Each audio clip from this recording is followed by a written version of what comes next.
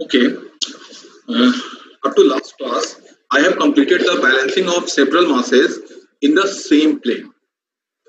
ठीक है, last class में मैंने कंप्लीट किया था कि अगर हमारे पास डिफरेंट मासेस है and all the masses are rotating in the same plane, तो हम उनका बैलेंसिंग कैसे करते हैं? Either we use analytical method और either by the use of the graphical method. इसके बारे में मैंने बताया था। सेम प्लेन का मीनिंग जो है, इसको आप समझिए। सेम प्लेन का मीनिंग सिंपल यही था कि सपोज करो वी हैव ए डिस्क, ठीक है, एक डिस्क है और इसके डिफरेंट डिफरेंट पॉइंट्स पर हमारे पास मासेस है, और ये जो अनबैलेंसिंग है इस चीज को हम बैलेंस करने की कोशिश कर रहे हैं। We are trying to balance this unbalanced masses, ठीक है, which are rotating in the same plane. और डिफरेंट प्लेन्स का भी हम लोग डिस्कस करेंगे, जिसमें हमें डायनेमिक बैलेंस करना पड़ता है। If the masses are in the same plane then there will be no couple things, ठीक है, कपल का कोई इंट्रोडक्शन नहीं होता है। But if the masses are in the different plane then we have to use the couple, we have to also balance the couple. Couple को भी हमको बैलेंस करना पड़ेगा, known as the dynamic balancing. मतलब centrifugal force के साथ साथ couple को भी बैलेंस करना पड़ेगा, ठीक है। तो यहाँ तक हम लोगों ने लास्ट क्लास में डिस्कस किया था। Just go through one problem based on this and then we go for the dynamic balancing cases, ठीक है। सेकंड केस जो है वो डायनेमिक बैलेंसिंग का है, उसके बारे में डिस्कस करेंगे। ओके, तो ये आपके पास जो फिगर था, ये मैंने कल आपको बताया था कि how to draw this figure. इस फिगर को हमें ड्रॉ कैसे करना है, सिंपल आपके पास शो किया गया है। ये जो मास M1, M2, M3 है, M1, M2, M3 and M4, this four masses are attached in the same plane and this, और जब हम इसको रोटेट करते हैं, ठीक है, ये जो मास है सेम प्लेन का, जब ये रोटेट करता है, it will be produce some type of unbalance. तो यहाँ पर हमने क्या किया था, इनका रिजल्टेंट निकाला था। For the complete balance of this system, हमारे पास जो एक्सप्रेशन आना चाहिए वो सिंपल यही आना चाहिए, summation of m into r। अगर वेक्टर फॉर्म में लेते हैं तो समेशन ऑफ दिस प्लस जो आप काउंटर मास यूज करेंगे, ठीक है, जो काउंटर मास यूज करेंगे, ठीक है, ये जो काउंटर मास हुआ मल्टीप्लाइड बाई r इंटू सी, इसका जो नेट वैल्यू आना चाहिए, यही वैल्यू हमारे पास 0 होना चाहिए। और स्टैटिक बैलेंसिंग केस के लिए ये समेशन 0 होना चाहिए, जहां पर ये जो है ये डिपेंड करता है, ये जो हमारे पास M1, M2, M3, M4 use कर रहे हैं। For this case we have I is equal to 1 to 4। ये सारा मास हमको दिया हुआ है और इसको बैलेंस करने के लिए we are using some counter mass, this one. ये काउंटर मास यूज कर रहे हैं और इसको प्लेस कर रहे हैं एट सम डिस्टेंस RC, ठीक है, इसको हम किसी डिस्टेंस RC पर प्लेस कर रहे हैं। ओके, देन इनको बैलेंस करने के लिए we are using two methods. One is known as the analytical method and second one is known as the graphical method, ठीक है। तो एनालिटिकल मेथड में सिंपल हमने इसका टोटल फोर्स का जो सेंट्रीफ्यूगल फोर्स आ रहा था उसका हॉरिजॉन्टल कंपोनेंट कैलकुलेट किया था, फिर उनका वर्टिकल कंपोनेंट कैलकुलेट किया था, उसके बाद इनका रिजल्टेंट कैलकुलेट किया था। ये जो रिजल्टेंट आ रहा है, this resultant is nothing but it is equal to जो हमारे पास काउंटर वेट होगा, ठीक है, जो हमारे पास काउंटर मास होगा मल्टीप्लाइड बाय किस पोजीशन में हमको इसको लगाना है उसका डिस्टेंस, ये इन दोनों का प्रोडक्ट होगा, दिस रिजल्टेंट मास, ठीक है। ये जो रिजल्टेंट फोर्स आया वो इन दोनों का प्रोडक्ट होगा। और इसके लिए एंगल जब हम कैलकुलेट करना चाहते हैं, ठीक है, जब एंगल हम कैलकुलेट कर रहे हैं तो we just use this one. तो ये हमें शो करेगा कि ये जो डिफरेंट फोर्सेस थे, इस डिफरेंट फोर्सेस का रिजल्टेंट फोर्स कहाँ गया, ठीक है। What is the magnitude of this resultant force and what is the location of this resultant force, मतलब कितने एंगुलर पोजीशन पर इसको हमने फिक्स किया है। तो सेम मैग्नीट्यूड का ये जो रिजल्टेंट फोर्स आया, इस मैग्नीट्यूड का m इंटू r कॉम्बिनेशन हमको यहाँ पर यूज करना है और जस्ट इससे 180 डिग्री अपार्ट में यूज करना है, ठीक है। अगर हम ऐसा यूज कर देते हैं then this will be completely balance. क्यों? क्योंकि ये जो रिजल्टेंट है it is the effect of all this masses. ये जो अनबैलेंस प्रोड्यूस कर रहा है इसका ये इफेक्ट था जो यहाँ पर आ रहा था, और हमने क्या किया, इसको कॉन्ट्रैक्ट करने के लिए, इस अनबैलेंस मास को कॉन्ट्रैक्ट करने के लिए हमने इसके अपोजिट डायरेक्शन में m इंटू r का कॉम्बिनेशन यूज किया, ठीक है। दोनों में एक चीज आपको प्रोवाइडेड रहेगा, या तो बोलेगा क्या कि इतने रेडियस पर कितने मास को अप्लाई करना है, या आपसे बोला जाएगा इतना मास अगर हम अप्लाई करना चाहते हैं तो रेडियस कितना होगा, ठीक है, क्रैंक रेडियस या जो भी चीज है, कितने लोग कहाँ पर अप्लाई करना पड़ेगा, कितने डिस्टेंस पर अप्लाई करना पड़ेगा, तो ये आपका मेंशन रहेगा, इसमें हमको कैलकुलेट करना है और यहाँ से एंगल को कैलकुलेट करना है। सेकंड चीज जो यहाँ पर हम लोगों ने डिस्कस किया था, ये तो हमारे पास था एनालिटिकल मेथड जो कि हम लोग यूज कर रहे थे। सेकंड जो हम लोग यूज कर रहे थे ये हमारे पास था ग्राफिकल मेथड। सिंपल मैंने बताया था कल कि अगर हमारे पास फोर्स है, ठीक है, तो इसके लिए जो FC1 का डायरेक्शन होगा जस्ट आउटवर्ड होगा, this is the direction of FC1। तो इसको ड्रॉ करने के लिए क्या करना है, we have to take some suitable scale, M1 into R1, M2 R2, M3 R3, M4 R4, सबका प्रोडक्ट आप लीजिए और you have to take some suitable scale, कोई भी स्केल मान सकते हैं, जैसे 10 kg मीटर स्क्वायर को आप मीटर को ले सकते हैं कि 1 सेंटीमीटर या 2 सेंटीमीटर है, उसके accordingly you just draw this diagram, ठीक है। इसको जब ड्रॉ करेंगे तो दिस वन इज FC1, यहाँ से जो बेस है वहां से जो भी एंगल था θ1 वहां से हमने इसको ड्रॉ किया, फिर इसके टिप से इसका जो हेड आ रहा है यहाँ से हमने ड्रॉ किया FC2 जो है वो यहाँ से जो एंगल बना रहा है, हॉरिजॉन्टल से जो एंगल बना रहा था, बस सेम उसी एंगल पर हमने इस FC2 को ड्रॉ किया। सिमिलरली FC3 FC4 को ड्रॉ किया। अगर ये पॉलीगन कंप्लीट हो जाता है then this is known as the completely balance system. इसका मतलब है this is the case of the resultant, जो डॉटेड लाइन से शो किया गया है यही हमारा रिजल्टेंट है, और इसी को हम क्या करेंगे, फाइनली मेजर करेंगे। इसको जब मेजर करेंगे और जो हमने स्केलिंग यूज किया था उसका अगर हम यूज करेंगे तो we are able to find out this resultant force, और you can say that we are able to find out this M into R product, counter mass और रेडियस जो था उनका प्रोडक्ट हमको यहाँ से FC के मेजरमेंट से मिल जाएगा। मतलब इस डिस्टेंस को मेजर करके हम FC को कैलकुलेट कर सकते हैं। और एंगल कैलकुलेट करने का सबसे अच्छा तरीका है आइदर इस हॉरिजॉन्टल से देख लीजिए, इसका जो रिवर्स होगा वही हमारे पास काउंटर होगा, ठीक है, इसका जो रिवर्स होगा वही काउंटर होगा। This is the resultant and to balance this we have to apply the net force should be in this direction. तो इस डायरेक्शन में होने के लिए जो काउंटर जो एंगल होगा उसको आप यहाँ से मेजर कर लीजिएगा, जो हमारे पास वैल्यू आएगा that is the radial position of the counter mass. Okay, यहाँ तक हम लोग डिस्कस कर चुके थे। Then next solve one problem, ठीक है, एक प्रॉब्लम सिंपल दिया हुआ है, उसको हम लोग देखते हैं कैसे सॉल्व किया गया है। Then we go for the masses in the different plane. Okay, यहाँ पर we have 4 masses, M1, M2, M3 and M4, ठीक है, there are 4 masses here, और उसका वेट दिया हुआ है, उसका मास दिया हुआ है 200 kg, 300, 240 and 260 kg, ठीक है, एंड द लोकेशन बताया जा रहा है and the corresponding radii of rotation are 0.2 feet, 0.2 metre, 0.15, 0.25 and 0.3 metre respectively, ठीक है। आर की वैल्यू को हमको प्रोवाइड कर दिया गया है and the angle between successive masses are 45, 75 and 135 दिया हुआ है। Find the position and magnitude of the balance required if the radius of rotation is 0.2 metre. अगर रेडियस ऑफ रोटेशन 0.2 मीटर होगा तो हमको उसका मास बताना है, ठीक है। इसको बैलेंस मास कितना रिक्वायर्ड होगा इस चीज को फाइंड आउट करना है।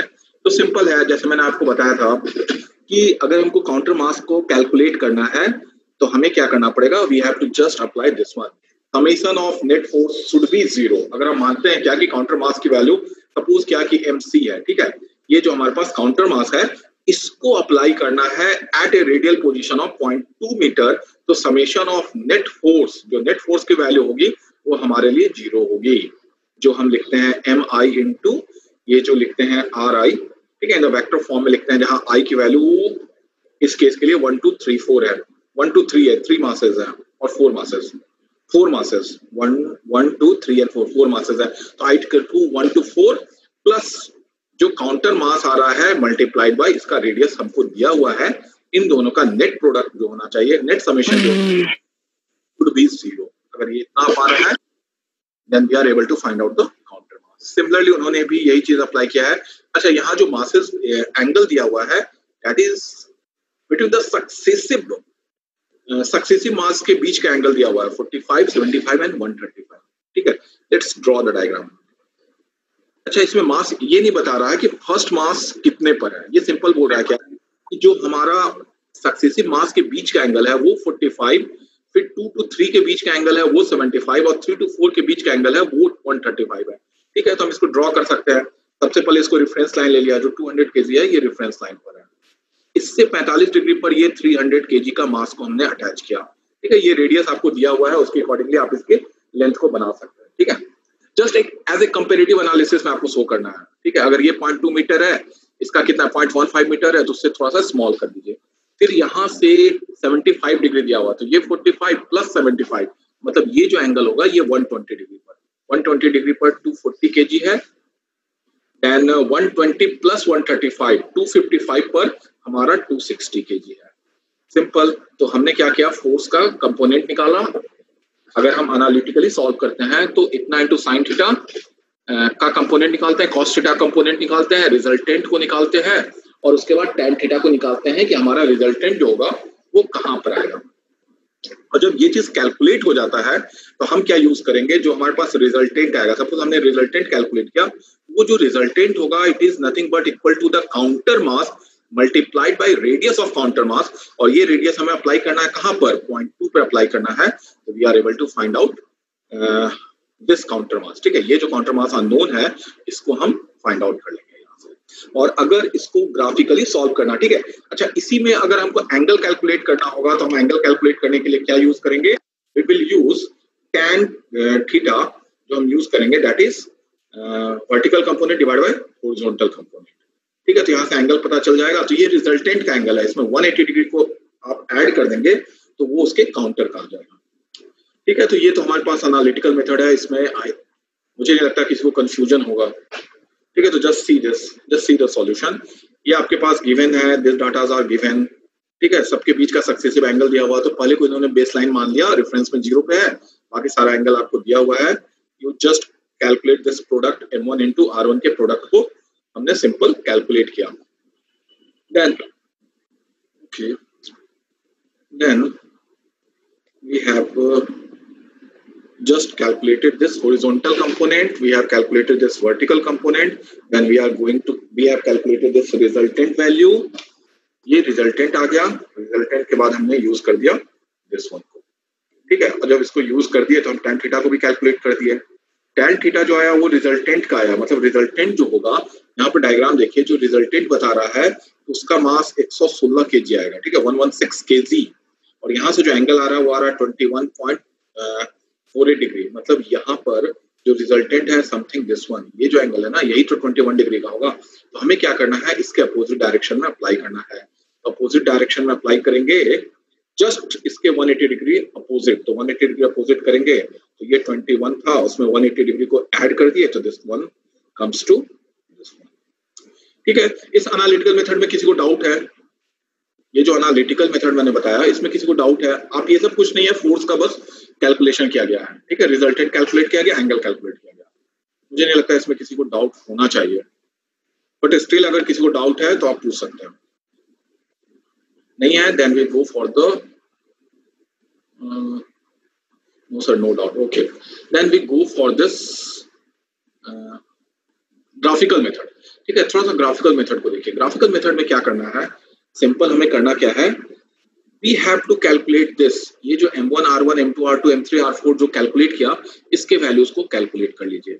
ये कैलकुलेट करेंगे तो 40 kg 40 45 60 78 है। तो इसने एक रेफरेंस मान लिया कि 10 kg पर metre is equal to 1 centimetre. तो ये जो 40 kg का है ये हमारे पास आ जाएगा 4 सेंटीमीटर में, ये 4.5 सेंटीमीटर, ये 6 सेंटीमीटर, ये 7.8 सेंटीमीटर में आ जाएगा। क्लियर? इसमें कोई दिक्कत नहीं है। उसके बाद एंगल हमको पता है, तो हम क्या करेंगे, we just trying to draw this diagram, इस डायग्राम को ड्रॉ करने की कोशिश करेंगे। तो ये हमारे पास दे दिया 4 सेंटीमीटर का ड्रॉ कर सकते हैं क्योंकि ये रेफरेंस लाइन है, ठीक है। तो हमारे पास जो FC1 होगा वो यही होगा। तो ठीक है, हमने इसको ड्रॉ किया, ठीक है, 4 सेंटीमीटर का ड्रॉ किया 0 डिग्री एंगल पर। फिर जो हमारे पास जो दूसरा था वो क्या था, पहले से 45 डिग्री के एंगल पर था। तो ये जो B एक्सिस है, यहाँ से हम जो ड्रॉ कर रहे हैं 4.5 सेंटीमीटर का, इसका यहाँ से एंगल जो है it is nothing but 45 degree का एंगल, ठीक है। तो ये हमारे पास जो थर्ड मास था वो था दूसरे से 75 डिग्री पर, मतलब टोटल था हॉरिजॉन्टल से उनका कुछ 120 डिग्री। तो ये हॉरिजॉन्टल से 120 डिग्री आप बनाइएगा और इसको आप ड्रॉ कर दीजिएगा। इसको कितना तक लेना है, इसको लेना है 6 सेंटीमीटर का। और जो फोर्थ था वो समथिंग 255 डिग्री था। इस हॉरिजॉन्टल से 250 यहाँ तक पहुंच गए। यहाँ तक पहुंचने के बाद आपको हॉरिजॉन्टल से 255 डिग्री का एंगल आप बना सकते हैं। 255 डिग्री पर ये आपको लाइन ड्रॉ करना है, कितना तक ड्रॉ करना है, 7.8 तक ड्रॉ करना है। ठीक है, तो ये आप फाइनली यहाँ से यहाँ तक पहुंच जाएंगे। ठीक है, तो ये जो आप स्टार्टिंग से लास्ट वाले को ज्वाइन करते हैं, this is our resultant force. ठीक है, फ्रॉम फर्स्ट टू लास्ट को ज्वाइन करते हैं तो ये हमारे पास resultant force. Just measure this, इसको मेजर कीजिएगा। मान लीजिए अगर ये 2 सेंटीमीटर आ रहा है, इसका मतलब है कि हमारे पास जो m इंटू आर है फाइनल जो रिजल्टेंट का, वो हमारे पास 20 है। ठीक है, तो हमें 0.2 दिया हुआ है, रेडियस हमें पता है 0.2 मीटर, तो हम यूज कर सकते हैं। तो हम इस यहाँ से मास को कैलकुलेट कर सकते हैं कि काउंटर मास हमारे पास कितना आएगा। ठीक है, we are able to calculate the counter mass, इसमें किसी को कंफ्यूजन नहीं होना चाहिए।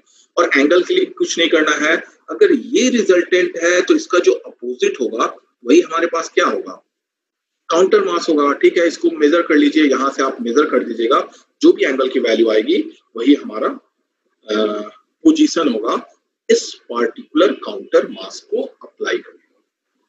ठीक है, तो this is known as the graphical method. Just simple है, आपके पास जो फोर्स का डायरेक्शन होगा, मतलब जैसे आपका मास अलाइन है, सेम उसी वे में आपका फोर्स भी अलाइन होगा। सिर्फ और सिर्फ एक ही चीज देखना है, यहाँ पर आपको स्केलिंग करना पड़ेगा। ठीक है, we have to take some suitable scale. यहाँ से स्केलिंग कर दिया। ठीक है, 10 kg मीटर को इन्होंने 1 सेंटीमीटर माना। This is the space diagram आप बोलते हैं। इससे हमने ये डायग्राम ड्रॉ किया है जिसको हम बोलते हैं फोर्स पॉलीगन डायग्राम। ठीक है, it is nothing but the force polygon diagram, और ये कंप्लीट है, मतलब ये आपके पास बैलेंस है। ठीक है, तो दिस वन द रिजल्ट है। ओके, किसी को डाउट है इसमें, इस क्वेश्चन में डाउट है किसी को? Anyone has any doubt in this? No sir. No, then we go for this. Okay, then we go for the balancing of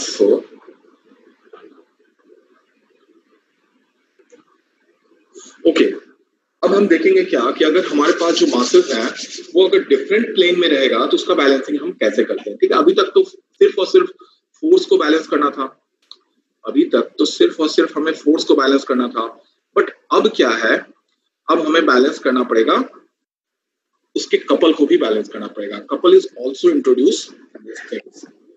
ठीक है, if the masses are not in the same plane, जैसा अभी था same plane में था, but अगर masses same plane में नहीं होगा देन हमको कपल को भी बैलेंस करना पड़ेगा। अच्छा, तो जब अगर हम कपल को बैलेंस करेंगे तो एनालिटिकल मेथड में भी एक स्टेप आगे बढ़ जाएंगे। जहां फोर्स का एक्सप्रेशन लिखे वहां पर कपल का भी एक्सप्रेशन लिखना पड़ेगा। ओके, और दूसरा, जब हम उसका ग्राफिकल मेथड सॉल्व करेंगे तो अभी जैसे हमने फोर्स पॉलीगन बनाया था उसी तरीके से कपल पॉलीगन भी बनाना पड़ेगा। ठीक है, सेम एज कपल पॉलीगन भी हमको बनाना पड़ेगा। Let's come to this. Dynamic balancing में सिंपल आपके पास क्या है, एक ही कंसेप्ट आता है कि मासेस रोटेट करते हैं in the different plane. Different plane कहने का मतलब जैसे मैंने कल आपको बताया था, सिंगल प्लेन एक ही चीज समझिए। अगर नहीं कुछ आइडिया हो रहा है तो एक रोटर है या एक डिस्क है, उसके डिफरेंट पोजीशन पर हमने मास को अटैच कर दिया। डिफरेंट प्लेन कहने का मतलब क्या हुआ, डिफरेंट डिफरेंट रोटर्स है। ठीक है, और उसमें मासेस अटैच है, तो उसको हम लोग बोल रहे हैं डिफरेंट प्लेन। जैसे अगर एक आपके पास शाफ्ट है, एक यहाँ रोटर है, एक यहाँ रोटर है, और इसमें है, तो उसको हम लोग बोलते हैं क्या कि डिफरेंट प्लेन है। ठीक है, तो वही चीज यहाँ पर मेंशन किया गया है कि when several mass rotate in different plane the centrifugal force in addition being out of balance also form couple. ठीक है, कपल भी बैलेंस करे, कपल का भी फॉर्मेशन करेगा। क्यों? क्योंकि we have the force and we have the distance. Distance कहाँ पे आ रहा है, दोनों प्लेन के बीच का डिस्टेंस आ रहा है। ठीक है, जो पैरेलल प्लेन्स है उन पैरेलल प्लेन्स के बीच का डिस्टेंस आ रहा है। ठीक है, परपेंडिकुलर डिस्टेंस आ रहा है। तो जब डिस्टेंस भी आ रहा है, फोर्स भी आ रहा है, it means that there must be a couple. ठीक है, एक कपल भी हमारे पास यहाँ पर इंट्रोड्यूस होगा। ठीक है, और इस चीज को अगर हम बैलेंस करेंगे then this is known as the dynamic balancing. इसको हम बोलते हैं डायनामिक बैलेंसिंग। मतलब a system of rotating mass is in dynamic balance when there does not exist any resultant centrifugal force as well as resultant couple। मतलब आपने balance कर दिया, centrifugal force को भी बैलेंस कर दिया, and you are able to balance the resultant couple also. दोनों चीज अगर बैलेंस है then we say that we are in the complete balance और डायनेमिक बैलेंस। अगर डायनेमिक बैलेंस है मतलब फोर्स ऑलरेडी बैलेंस है, इसका मतलब है डायनेमिक बैलेंस है तो स्टैटिक बैलेंस ऑलरेडी है। हमको कपल इंट्रोड्यूस करा के, कपल को बैलेंस करके हम डायनेमिक बैलेंस तो वही चीज को सेम थिंग्स को यहाँ पर फिगर में शो किया गया है। Just see this. ओके, यहाँ पर दो मासेस हैं, ठीक है, दोनों मास रिवॉल्व कर रहा है इन सम डिफरेंट प्लेन में। सपोज करो अगर आप इन दोनों को बैलेंस कर दे रहे हैं, ठीक है, फोर्स को बैलेंस कर दे रहे हैं, M1 R1 जो है वही हमारे पास M2 R2 आ रहा है, लेकिन इनके बीच का जो डिस्टेंस है ये प्रोड्यूस कर रहा है एक कपल, जिसका मैग्नीट्यूड जो आएगा force multiplied by distance into omega square. क्यों? क्योंकि जो कपल होगा उसकी वैल्यू कितनी होगी? Force into distance. फोर्स कितना था? mr ओमेगा स्क्वायर था, और उन दोनों के बीच का डिस्टेंस जो होगा वो समथिंग l यहाँ पे जैसे शो किया गया है, दोनों प्लेन के बीच का डिस्टेंस। तो ये हमारे पास जो आएगा दैट इज कपल का एक्सप्रेशन हमारे पास यही आएगा। लेकिन यहाँ पर क्या है, जैसे आपको मैंने वहां पर यूज किया था कि mr ओमेगा स्क्वायर को हम लोग यूज कर रहे थे mr, क्यों? क्योंकि हमारा जो सेंट्रीफ्यूगल फोर्स था वो सिर्फ और सिर्फ इसके प्रोपोर्शनल है, ठीक है, प्रोपोर्शनल है m इंटू आर का, तो हम यूज कर सकते हैं m इंटू आर। उसी तरीके से कपल में अगर mr omega square into L को यूज कर रहे हैं तो ओमेगा उसी तरीके से सेम वे में हम कह सकते हैं क्या कि हमारा जो कपल है it is proportional to m into r into l. m into r into l इनके प्रोडक्ट के प्रोपोर्शनल है, हम कपल एक्सप्रेशन में यूज कर सकते हैं m into r into l. और ये यूजफुल होगा जब हम इसका डायग्राम ड्रॉ करेंगे, तो ये हमारे लिए इजी होगा इसका डायग्राम ड्रॉ करना in comparison to by introducing this omega square, ठीक है। तो ये चीज हम लोग यूज करेंगे। अब देखिए यहाँ पर सेम आपको बताया गया कि M1 and M2 are two masses revolving diametrically opposite to each other, omega in different planes such that, ठीक है, किसी तरीके से हमने इनको बैलेंस कर दिया। ये बैलेंस है, मतलब सेंट्रीफ्यूगल फोर्स हमारा बैलेंस है। एक अनबैलेंस कपल जो आ रहा है जिसका मैग्नीट्यूड है M1 R1 इंटू L, ये जो आ रहा है ये एक अनबैलेंस कपल यहाँ पर इंट्रोड्यूस हो रहा है, ठीक है। तो हमको इन दोनों चीजों को बैलेंस करना होगा, ठीक है, एक चीज के बैलेंस करने से काम नहीं चलेगा। ओके, अब देखिए सबसे इंपॉर्टेंट चीज बता रहा हूं पूरे बैलेंसिंग टॉपिक का सबसे इंपॉर्टेंट चीज क्या बताया जा रहा है वो देखिए।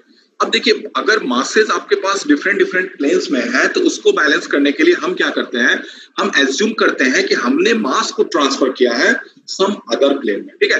We take one reference plane, हम क्या करते हैं एक रेफरेंस प्लेन लेते हैं और हम एज्यूम करते हैं कि हमने सारे मासेस को इस रेफरेंस प्लेन में ट्रांसफर किया है। मेरी बात समझिएगा, हम कह रहे हैं क्या कि मासेस जो है वो डिफरेंट प्लेन्स में है, तो उसको बैलेंस करने के लिए we have to select a reference plane, ठीक है। हमको एक रेफरेंस प्लेन को सिलेक्ट करना पड़ेगा और हम क्या करते हैं उस मास को उसमें ट्रांसफर करते हैं, ठीक है, one plane to another plane में। हम जो हमारे पास रहता है फोर्स रहता है या जो अनबैलेंस रहता है हम उसको प्रोजेक्ट सिंपली ट्रांसफर करते हैं। सिंपली प्रोजेक्ट करते हैं ना सर, प्रोजेक्ट नहीं कर सकते हैं, आप उसको ट्रांसफर कर रहे हैं। जैसे देखिए मैं बता रहा हूँ क्या इंट्रोड्यूस करने की कोशिश करेगा। एक सेकेंड वेट कीजिएगा। हाँ सर, अभी तो क्लास चल रहा है सर। अच्छा ठीक है, आप भेज दिएगा, ठीक है मैं कर दूंगा। ओके, यहाँ पे क्या हो रहा है, हम ये जो फोर्स है ना M इंटू आर जो हम फोर्स यूज करेंगे इसको ट्रांसफर करना है सामने वाले प्लेन पर। कैसे ट्रांसफर करेंगे और क्या इफेक्ट ये शो करेगा उसको समझने की कोशिश कीजिए। ये क्या करेगा, ये प्लेन जितना था M इंटू आर, हम क्या कर सकते हैं same magnitude M into R जो आ रहा है इस मैग्नीट्यूड के फोर्स को इंट्रोड्यूस यहाँ पर कर सकते हैं, ठीक है। सेम मैग्नीट्यूड का F1 अपवर्ड डायरेक्शन में, उसी के अपोजिट डायरेक्शन में F2, मतलब नेट फोर्स तो यहाँ पर हम 0 इंट्रोड्यूस कर सकते हैं। समझिएगा, एक प्लेन था, इस प्लेन को हम यहाँ पर क्या करना चाह रहे हैं, इंट्रोड्यूस करना चाह रहे हैं। हमने क्या किया, सेम जितना मैग्नीट्यूड था M इंटू आर उसी का हमने F1 और F2 ले लिया, मतलब नेट फोर्स यहाँ पर 0 हो गया, कोई दिक्कत नहीं है, हम इंट्रोड्यूस कर सकते हैं सेम मैग्नीट्यूड का। अब क्या हुआ, ये जो M इंटू आर हुआ और ये जो F2 हुआ, it will introduce one couple, ठीक है। इनके बीच का डिस्टेंस अगर L है तो ये हमारे पास क्या करेगा, कपल प्रोड्यूस करने की कोशिश करेगा। और इसी कपल को हम क्या कर सकते हैं, अगर आप राइट हैंड स्क्रू का यूज करेंगे तो this will show the original couple का डायरेक्शन। जो ये OA है ये हमारे पास कपल का डायरेक्शन है। This is the direction of the couple. It will try to rotate this, ठीक है, इन दिस मैनर। ये हमको रोटेट करने की कोशिश करेगा, ठीक है। तो ये जो है this one is the direction of the couple. लेकिन आप देखिएगा, इस चीज को समझिए, लेकिन बैलेंसिंग के हर प्रॉब्लम में आप देखिएगा जो कपल का डायरेक्शन ये लेता है वो क्या करता है, it is same as the direction of the force. हमारे पास जो फोर्स का डायरेक्शन है और ये जो कपल का डायरेक्शन है ये 90 डिग्रीज अपार्ट है। यहाँ पर देखिए ये 90 डिग्री अपार्ट है। क्यों? क्योंकि this one is the F2 and this one is the M×R। अगर ये दोनों मिलकर कपल प्रोड्यूस करेगा तो ये इस वे में कपल को प्रोड्यूस करने की कोशिश करेगा। ये सम अलग प्लेन में इसको प्रोड्यूस करने की कोशिश कर रहा है, ठीक है। इमेजिन कीजिए ये जो वर्टिकल प्लेन है इसमें करने की कोशिश कर रहा है। लेकिन यहाँ पर क्या है, और ये जो कपल को हम शो करते हैं, ये कपल शो कैसे किया जाता है, जिस प्लेन में रोटेट कर रहा है उस डायरेक्शन में आप क्या लेते हैं, हैंड को ले जाते हैं, और जो हमारा राइट हैंड स्क्रू को यूज करते हैं, तो this is the direction of the couple, ठीक है। OA is the direction of couple.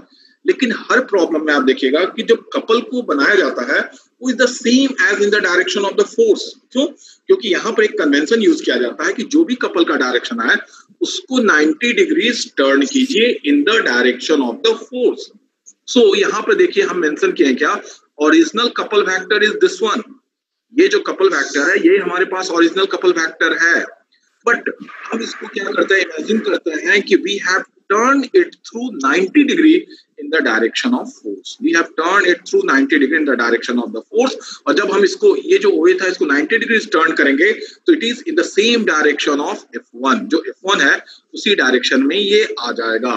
तो इसी चीज को हम यूज करते हैं बैलेंसिंग प्रॉब्लम में, ठीक है। लॉजिकली से इफेक्ट नहीं पड़ेगा, सिंपल एक कन्वेंशन यूज किया गया, ठीक है। कपल का जो डायरेक्शन आ रहा है रहने दीजिए, आप सिंपल एक यूज कीजिए कि आप इसको रोटेट कराइए 90 degree in the direction of the force, और आप उसको यूज कीजिए कि ये हमारे पास डायरेक्शन है कपल का, ठीक है। इसीलिए जब भी आप ड्राइंग करेंगे, जब भी आप इसका ड्राइंग करेंगे तो जो फोर्स का डायरेक्शन है सेम वही कपल का डायरेक्शन होगा, ठीक है। जो फोर्स का डायरेक्शन है सेम वही सी डायरेक्शन में कपल का भी आएगा। बट कपल में क्या होगा कि जो मल्टीपल होगा वो सिर्फ M1 into R1 मल्टीपल नहीं होगा, बल्कि M1 R1 into L1 का भी मल्टीपल होगा। मींस जो फोर्स का डायग्राम बनेगा उससे डायमेंशन ज्यादा हो जाएगा, किसका, M into R into L1 का। समझ में आया डिफरेंस क्या आया? हमने क्या किया कि हमने देखा क्या कि इस फोर्स को हम यहाँ पर शिफ्ट करने की कोशिश कर रहे हैं, ठीक है। हमको एक रेफरेंस प्लेन लेना है बैलेंस करने के लिए, तो we are taking one reference plane and we are trying to transfer this force into this plane. Okay, तो इस प्लेन में ट्रांसफर करना है तो ठीक है, we introduce two imaginary force को हम यहाँ पे इंट्रोड्यूस कर सकते हैं मैग्नीट्यूड का, कि चलो ठीक है F1 और F2 दोनों अपोजिट डायरेक्शन है, विद द सेम मैग्नीट्यूड का है, it means there will be no force. इसके इक्विलिब्रियम पे तो कोई इफेक्ट नहीं पड़ा अगर फोर्स को हम इंट्रोड्यूस कर रहे हैं तो, ठीक है। There is no effect in the equilibrium of this plane. इस प्लेन में इसका कोई इफेक्ट नहीं पड़ेगा। अब क्या हुआ, F फोर्स तो सेम डायरेक्शन में यहाँ पर आ गया, इंट्रोड्यूस हो गया, but it will also introduce one couple, ठीक है। ये ऑल्सो इंट्रोड्यूस कर रहा है one couple, this force and to this force. तो ये जो कपल है, ये जो कपल का डायरेक्शन आपको ओरिजिनली शो किया जा रहा है, हम अपने कन्वेंशन में क्या करते हैं, we just rotate it through 90 degree, we just rotate it through 90 degree, और हम बोलते हैं क्या, turn through 90 degree in the direction of the force. So जब भी कपल का पॉलीगन बनेगा वो सेम बनेगा इन द डायरेक्शन जैसा फोर्स का है, उसी डायरेक्शन में कपल बनेगा, ठीक है। तो ये एक कन्वेंशन यहाँ पर यूज किया गया है। हाँ हिमांशु पूछिए। Mansu Kumar Singh, you raised your hand, just ask me. Sir couple clockwise direction में होगा सर ना? कपल क्लॉकवाइज डायरेक्शन होगा सर। ये 90 डिग्री समझ नहीं आया, वो 90 डिग्री वाला क्या है कॉन्सेप्ट? सर ये कपल, हाँ बोलिए सर कपल तो into the plane of paper जा रहा है। Couple sir into the plane of paper इसका डायरेक्शन होगा कपल का ना? Into the plane of paper मतलब व्यूअर से डिस्टेंस होगा, आपके साइड नहीं होगा, अपोजिट साइड में। ये सर OA का डायरेक्शन होगा ना कपल का, तो उसको सर 90 डिग्री फिर हम लोग इनटू द पेपर होगा सर 90 डिग्री उसको टर्न कर रहे हैं, ये समझ में नहीं आया सर। मैं क्या बोल रहा हूँ, एक मिनट समझिए। ये तो ओरिजिनल डायरेक्शन हुआ ना, this will be the original direction. यहाँ तक तो समझ में आया आपको? Yes sir. Way is the direction of the couple, यहाँ पर समझ में आया? यहाँ तक कोई प्रॉब्लम नहीं है। अब देखो करना क्या है, जब आप इसका डायग्राम बनाओगे, जब इसका कपल पॉलीगन को भी तो हमको क्या करना पड़ेगा, बैलेंस बनाना पड़ेगा। तो एक कन्वेंशन यूज किया गया है। क्या कन्वेंशन यूज किया गया है? Just turn. कन्वेंशन में क्या यूज किया गया है? इन बैलेंसिंग प्रॉब्लम एक कन्वेंशन यूज किया जाता है। In balancing problem it becomes convenient if the couple vector are drawn by turning them through 90 degree, that is by drawing them parallel to the force vector. अभी क्या है, force आपका opposite है, मतलब ये है वर्टिकल है, and this will be in some horizontal way. तो इसको जब 90 डिग्री टर्न करेंगे, मतलब हमें क्या करना है, एक मिनट समझिए, एक सेकंड बताता हूँ, just show the diagram, then you will understand this. Okay. यहाँ पे देखिए, ठीक है, यहाँ पर कुछ नहीं है, सेम आपके पास कुछ मासेज हैं that are in different planes, ठीक है। हमने इसमें क्या किया, we have drawn the couple polygon and force polygon को ड्रॉ किया, ठीक है, फोर्स पॉलीगन और कपल पॉलीगन को यहाँ पर ड्रॉ किया। अब इस पॉलीगन को ड्रॉ करने के लिए, जैसे आपने फोर्स पॉलीगन को जब ड्रॉ किया था, you just find out the direction of the force. Force का डायरेक्शन क्या यूज कर रहे थे? सपोज अगर मास यहाँ पर अटैच है, समथिंग मास यहाँ पर अटैच है, तो हम फोर्स के लिए यूज करते थे कि हमारे पास जो फोर्स होगा, फोर्स का जो डायरेक्शन होगा वो हमारे पास ये होगा, this will be the force का डायरेक्शन। अगर हम इसके लिए यूज करते हैं तो फोर्स का डायरेक्शन ये होगा, इसके लिए यूज करेंगे थर्ड के लिए तो फोर्स का डायरेक्शन ये होगा, just outward of this one, यही हम एज्यूम करते थे, ठीक है। अब मान लो अगर इसको हम सबको ट्रांसफर करते हैं एक प्लेन में, तो हम अगर उसको ड्रॉ करने की कोशिश करेंगे तो it will be more and more lengthy, ठीक है, हम उसको विजुअलाइज नहीं कर सकते हैं। तो उन्होंने एक एजम्पशन यूज किया कि जो कपल का डायरेक्शन आ रहा है उसको एज्यूम करो कि रोटेट कराओ 90 degree in the same direction of the force. तो जो फोर्स का डायरेक्शन है, जैसे ये जो फोर्स का डायरेक्शन है, for drawing the couple polygon आपको क्या यूज करना है, ये जिस डायरेक्शन में है सेम डायरेक्शन में कपल भी आएगा। Originally it is not in the same direction, but we are using one convention कि हमको सिर्फ और सिर्फ ड्रॉ करना है कि ये हमारे पास जिस डायरेक्शन में फोर्स है उसी डायरेक्शन में कपल आएगा। तो ये हमारे पास कपल पॉलीगन को देखिए, ये जो M1 R1 L1 का जो डायरेक्शन है, सेम डायरेक्शन यहाँ पर M1 into R1 का है। तो जो फोर्स का डायरेक्शन था वही डायरेक्शन हमने कपल के लिए यूज किया। यहाँ पर जो M2 into R2 into L2 use हो रहा है, ये जो डायरेक्शन हो रहा है, ठीक है, ये जो सेकंड था, ये सेकंड वाले के लिए ये जो ड्रॉ हुआ है, ये जो सेकंड है, इसके लिए जो ड्रॉ हुआ है, सेम वे में हमने इस फोर्स को ड्रॉ किया गया है। जो कपल है वो सेम वे है जो कि हमारा M2 into R2 है। तो मतलब कपल को हम फोर्स के डायरेक्शन में ही ड्रॉ करते हैं। तो ये कैसे आ रहा है, ये कन्वेंशन क्या आ रहा है? तो इसी कन्वेंशन को उन्होंने यहाँ बताया है कि जो ओरिजिनल है उसको रहने दीजिए, सिंपली आप कपल को 90 डिग्री पर रोटेट कराइएगा, it will be same in the direction of the force. और यही कन्वेंशन इन्होंने यूज किया है। अभी कपल का ये डायरेक्शन था ना, जब हम इसको रोटेट कराएंगे तो ये फोर्स के डायरेक्शन में आएगा या नहीं आएगा? तो बस इसी चीज को यूज करना है कि हमारा जो कपल होगा, कपल के लिए जो भी आप पॉलीगन बनाएंगे वो इन the same direction of the force में। समझ में आया या नहीं आया? यस सर, अब समझ में आया। अदर्स, ठीक है, 1 मिनट बाद अगर ये डिस्कनेक्ट होता है तो फिर से हम लोग कनेक्ट होंगे, ठीक है, कनेक्ट कीजिएगा। ओके, तो ये जो डायरेक्शन शो कर रहा है ना, आप जो बोल रहे हैं ना ये क्लॉकवाइज रोटेट करेगा, बिल्कुल ये क्लॉकवाइज ही रोटेट कराएगा। जब ये क्लॉकवाइज होगा मतलब कपल का डायरेक्शन तो यही हुआ ना, ओए जो हुआ this one the couple direction, मतलब व्यूअर से अपोजिट डायरेक्शन में, ठीक है, टुवर्ड्स यू नहीं, आपके अपोजिट डायरेक्शन में, ठीक है। तो इसको जब 90 डिग्री रोटेट कराएंगे तो it will be in the form of the force आएगा। ओके, नेक्स्ट, ओके, तो ये आपको क्लियर हुआ। तो ये एक वे बताया कि हम फोर्स को कैसे ट्रांसफर करते हैं, फोर्स को हम कैसे ट्रांसफर करते हैं इन द अनदर प्लेन में, ठीक है, जिसको हम लोग बोलते हैं क्या कि ये हमारे पास रेफरेंस प्लेन है जिसमें हमने फोर्स का ट्रांसफर किया। तो इसी तरीके से अगर सेवरल मासेज हैं डिफरेंट प्लेन में, तो हम एज्यूम करते हैं क्या कि हमने उसको किसी रेफरेंस प्लेन में ट्रांसफर किया और फिर उसका बैलेंसिंग किया। तो फोर्स भी बैलेंस किया और कपल भी बैलेंस किया इस तरीके से। जैसे आप इस एग्जांपल में देखेंगे, व्हाट इज दिस, इस फोर्स को देखने की कोशिश करेंगे कि इसमें क्या है, ठीक है। Let's connect one more time, then we will see this. Okay. एक बार और कनेक्ट होते हैं तो हम इसको देखते हैं कि ये क्या बताने की कोशिश